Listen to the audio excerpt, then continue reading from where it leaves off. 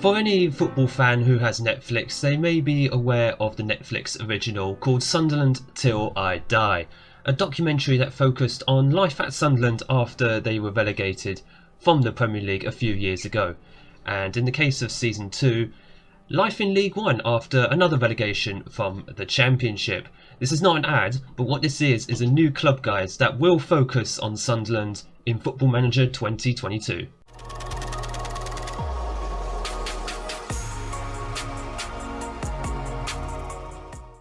Hello and welcome to a new Football Manager 22 club guide with yours truly, Craig.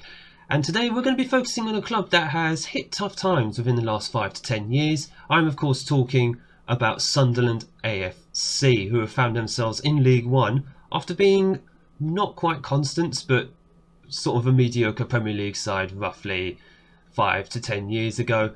And they've now managed to find themselves stuck in a league that even their own fans can't wait to get out of. So here we are on the main page for Sunderland, a club steeped in some rich history within the domestic game. 6-time champions of England, not quite the Premier League, but certainly the old Division 1 way back in the days before, football began in 1992.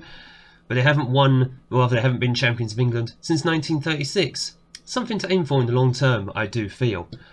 Now, I am using a different skin to the original game, and I do happen to like that the Stadium of Light, Sunderland's ground, almost is kind of reflected in the actual picture here. I know it's just a generic stadium, but it's a nice little touch, I feel, for Sunderland themselves. But something I do want to highlight is just a dramatic fall that Sunderland have had in the last few years. Relegated from the Premier League in 2017, they fell instantly from the Championship the following year, which was the season that Season 1 of Sunderland Till I Die actually focused on, before just finding themselves stuck in League One ever since.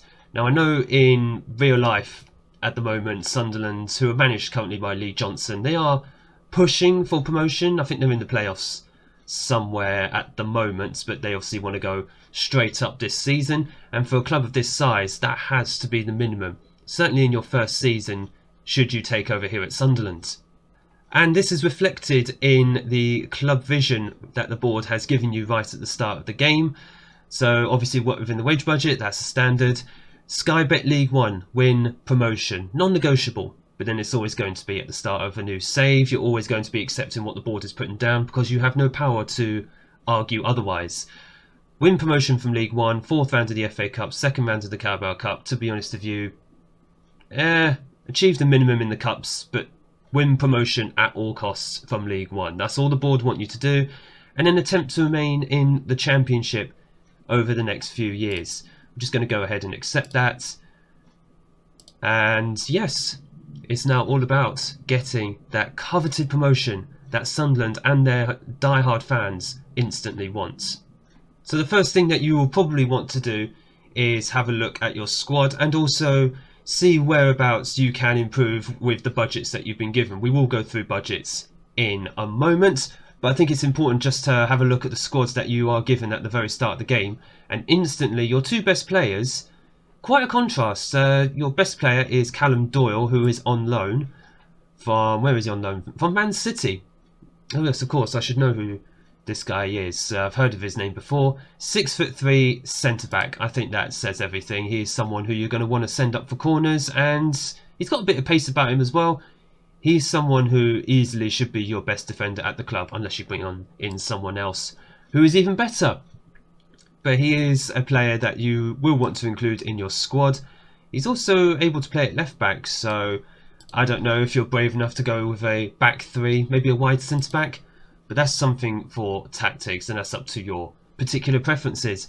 On the other end of the scale, though, another great player for you, Corey Evans, who is 30 years old. He's a defensive midfielder. Mentally, easily, he's going to be one of the strongest players in your squad. His teamwork is very, very high. Hint, teamwork, very important. But he is someone who has a lot of experience, certainly in the Championship. He has that experience, a former Man U youth player as well. He's going to be someone that you're going to lean on quite heavily in your midfield this season. But overall, looking at the squad, it's finely balanced, if anything. How many players do you have at the very start? You have 25 players, and they're all roughly around the same ability as each other by the looks of it. Let's just have a look at squad depth. If we just use like a standard 4-4-2, we'll go into tactics in a little bit itself. Will Grigg is here. Oh, you got Will Grigg. He's only 30 as well. Oh, you could easily get some good game time out of him. I think we all know exactly who he is. He was at Sunderland before. Actually, no, hang on. Oh no, he's on loan. He's on loan. He's on loan at Rotherham. Oh, right. At some point, I would recommend try and bring Will Grigg back, because he is someone who fires in goals for fun at League One level. He hasn't for Sunderland so far, but I imagine they just haven't played him properly. So they're bought him for £3 million. He hasn't really returned the goods, but he is obviously a League One player through and through. Look what he did at Wigan. Even at the Dons, he scored 8 goals. Did I just call him Dons? Oh, that was terrible. Right? At MK last season, he scored 8 goals in 20 appearances. So, if possible, bring him back as soon as possible. He'll be one of your best players, or best strikers at the club. Aidan McGeady, nothing more needs to be said about him. He's a winger, play either side. He has dropped off in terms of his acceleration and his pace in recent years, but then he's 35 years old. No great surprise, but he has League One, Championship and Premier League experience. This is a squad with a lot of ability in it, even if it has got some ageing players. I mean, there's, not many players in their 30s, but a squad with a lot of experience. You should be looking to get out of League One with this squad very, very handily. And even if you do want to make some improvements to this squad, or more likely you are going to make improvements to this squad, you have a slightly decent transfer budget, £200,000 to be exact, that the board have given you, and a wage budget of £146,000. So you have £12,000 to spare. Yes, that's absolutely fine. I'm a bit surprised by that. I always thought the wage cap in League One was like £48,000. I know that was the case in FM21. I'm guessing they must have changed it, because otherwise Sunderland are breaking all the rules there. £146,000 per week. But you have a healthy amount of wage budget to spare, and if you just want to slide over your transfer budget, to be honest, to wage budget, oops, wrong way, you could easily have 150,000 to play with. That will give you a healthy 16,000 to play with per week in wage budget. That's enough to bring in several free trials, if I'm all honest with you. And considering there's been a lot of youngsters and Premier League players who are obviously free agents at this point, it's only the 5th of July, it might be worth just having a look and see if you can bring in any of those, and you'll be able to pay their wages on top. So inexplicably, this is a squad that apparently can do a Tiki Taka in a 4-3-3. This is a club after my own heart. I'm not going to lie, I love a 4-3-3 Tiki Taka, or wing play, whichever one comes first. But in Sunderland's case, apparently they have players who can play that vertical Tiki Taka, and it does make use of a lot of, well, your best players, to say the least. Of course, Callum Doyle we focused on. We also showed Aidan McGeady. Will Grigg, he's still on loan, but if you do bring him back, he's a player who can play up front in sort of that. What role would you probably be best at? He is a poacher, but you can also play like an advanced forward or a pressing forward, which will be very suitable for this tactic anyway. But this just gives an idea of the sort of football that you might be able to get away with Sunderland. I say get away with, this is League One. So chances are you may want to have a wing player, you may want to have counter-attack or a route one, just in case, because lower league in England is quite weird in that route one just works. Anything below the championship is actually wonderful to have as a little backup. But if you want to have some expansive football and play some very pretty football in League One, then it's certainly going to be a tactic like this, especially one that provides... Why a Regista? Really? That's very interesting. I'm just going to leave it as a ball-winning midfielder. That's the sort of thing I would do. But tactic is completely up to you. How you want to play your players is completely up to you. But if you want to play some nice, pretty football, nothing wrong with a 4-3-3 Tiki Taka with this squad. Play it in a few friendlies, see how it goes, and if it's something that's going to fly in League One, promotion is more than doable. And just to draw attention to what the media think you're going to be doing in game, amazingly they think you're only going to finish 8th, which of course is not particularly something that the board want you to do. I think if you finish 8th, no, in fact, if you do finish 8th, you're not going to be at Sunderland any longer. But as far as the media Dream 11 goes, Aidan McGeady in the Dream 11, although he's not a key player on this list. Instead, Corey Evans and Callum Doyle, who we've focused on, it just always comes back to Callum Doyle. He's just going to be your best defender at the club. They are 2 of the best players, 2 of the key players in this division. And finally, just a quick look at the development centre for Sunderland. And amazingly, you have very strong under 23 and under 18 squads. Just had a quick look at them myself, and there is some nice potential that is going on in here. Anthony Patterson, 21-year-old goalkeeper, sweeper keeper as well. I like a good sweeper keeper. He is someone who is currently Vanarama national standards, so you're probably not going to be playing him in this first season. But he's one of your own. He's come through the youth system all the way from the Premier League. Yikes, he's fell down with you lot. But he is someone who personally I'd give a loan to. Look at that agility. That's really, really good. So what's his potential? Championship. Okay.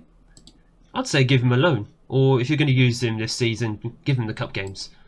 But certainly he is going to be someone that you might want to keep an eye on as well. Also, Jacob Carney is how old is he? He's 20-year-old goalkeeper. What's with Sunderland and producing these goalkeepers?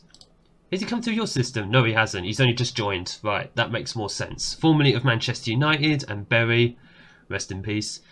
And well, a bunch of loans as well over in England and in England and Northern Ireland. But it seems he's now landed at Sunderland after being released by Manchester United. Another National League player. Might only be League 2 standards, but he might be another player to keep an eye on. But certainly Anthony Patterson, biggest prospect in my view from what I've seen at Sunderland. Just a quick look at the under-18 squad as well, because apparently that is a strong squad. Also some good potential here. Will Kane, let's have a look at him. 16-year-old midfielder. He's got some serious aggression about him, a typical teenager. Another Sunderland's products. Yeah, he's only just come through. That's why. He's not a new gen, but he's just literally come through in to the Sunderland Youth Academy. Could improve a lot. Could improve a lot. It doesn't say what he could be. A leader, apparently. That's very, very interesting.